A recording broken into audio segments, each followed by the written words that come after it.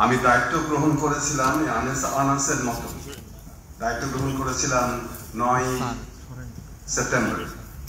বাংলাদেশ শিল্পকলা একাডেমির ডিজি পদে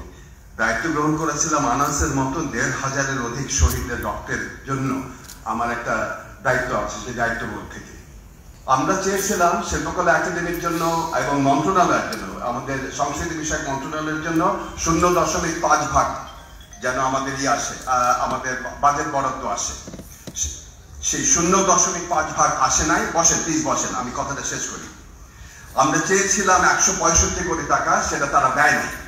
তারা মনে করে যে এটা তাদের জন্য নিজের টাকা এইভাবে টাকাটা বন্টন করা শুরু করেছে তারা এবং আমাদেরকে আমরা যা চেয়েছি সে তার 165 কোটি টাকা ধারে কাছে না বোধহয় কাচিয়ে কুচিয়ে 110 কোটি টাকার মতন হবে যদি আমার আশাটা পূর্ণ হয় সেখানটা এই মুনির চৌধুরীর নামে এই উৎসব যিনি আমার একেবারে প্রাণের মানুষ যাকে দেখে আমি অনুপ্রাণিত হয়েছে বারবার যিনি সেই মানুষ যিনি কখনো চিন্তা করেন নাই যে নাটক করতে গেলে কিছু দরকার আছে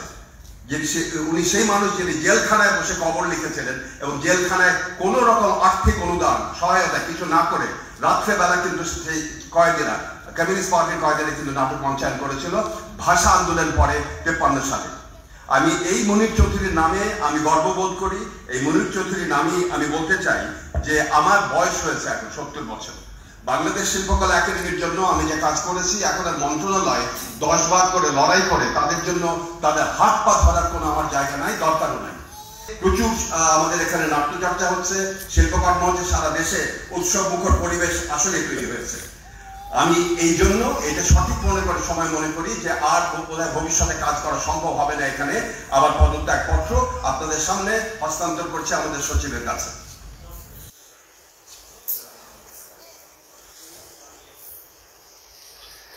এখন যেহেতু আমি রেজিগনেশন লেটার দিয়ে দিয়েছি আমাকে যে বলতে বাধা দিয়েছিল যে আমরা আদিবাসী কথাটা বলতে পারবো না আমি এই আজকে বলছি আদিবাসীদের বিরুদ্ধে তাদের আদিবাসী জনগণের দাবি পূর্ণ হোক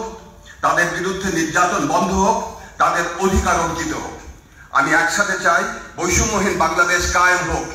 আনাসের মতন শহীদদের রক্ত যেন সার্থক হোক এটা আমরা ভুলে যাচ্ছি আমরা গণ অভ্যুত্থানের কথা আর এমন ভাবে বিতরণ করছে মনে যেন টাকাটা তার বাপের সম্পত্তি ওইটা দেখলাম আমি বলার চেষ্টা করলাম কথা বলতে দেবে না তারপরে সে বাপের সম্পত্তি সে দিল বড় জোর দিল খুব খুশি হয়ে 110 কোটি টাকা সবাই হাততালি দিচ্ছে খুব বড় নাকি দান করেছে আমি আয়রনিক্যালি তাকে বলে আসলাম থ্যাংক ইউ জানি না বুঝেছে কিনা চলে এসে আমি বুঝলাম যে এখানে কাজ করতে দেবে না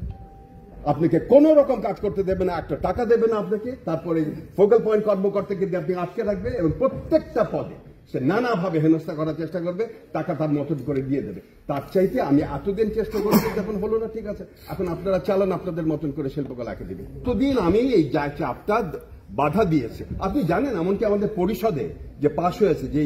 আমাদের সিদ্ধান্ত সেই পরিষদের যে রেজলিউশন সেইটা পাশ করতে সে 5 সপ্তাহ লাগিয়েছে তার সময় নাই রেজলিউশনটা পড়ার এত কি কাজ আছে এবং সে নির্ভর করছে তার অধীনস্থ কর্মচারীদের বলতে ব্রিফ করতে তারা ব্রিফ করেছে যে 2 জন দিয়ে আমরা চেয়েছিলাম আপনারা সবাই ছিলেন এখানে একজন কালচারাল অফিসার একজনে সই করবে টাকা না সে ওইখান থেকে আমাদের যে পরিষদের রেজলিউশন কেটে যেটা একেবারে কোনোভাবে কেউ করতে পারে না পরিষদের রেজলিউশন কেটে সেখানে 2 জন করেছে মানে ডিসি এবং কালচারাল অফিসার 5 সপ্তাহ নিয়েছে সে রেজলিউশন পাস করতে পাস করার পরে এখন তার সাব কমিটি তৈরি হয়েছে সাব কমিটিগুলো বসবে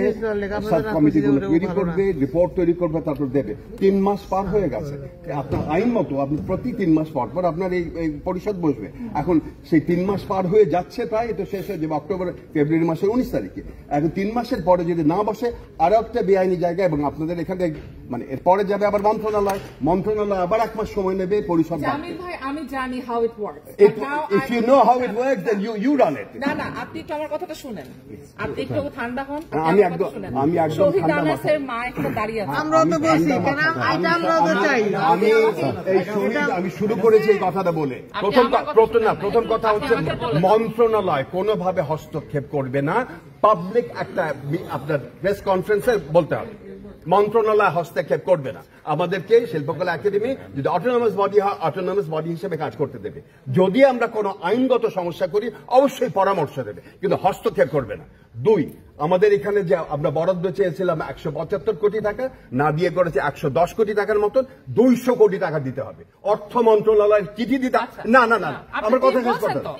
200 কোটি টাকা আমাদেরকে দিতে হবে। 3 নম্বর হচ্ছে কোনো ফোকাল পয়েন্ট নাই। আর 4 নম্বর হচ্ছে আদিবাসী বলার অধিকার দিতে হবে। আমাদের এখানে সচিবালয় এরা মনে করে যে বাংলাদেশ শিল্পকলা একাডেমির সচিব পদমর্যাদা শিল্পকলা একাডেমির মহাপরিচালক হওয়া বোধহয় খুব একটা বিশাল কিছু দিয়ে দিয়েছে। এটা জামিল আহমেদকে না,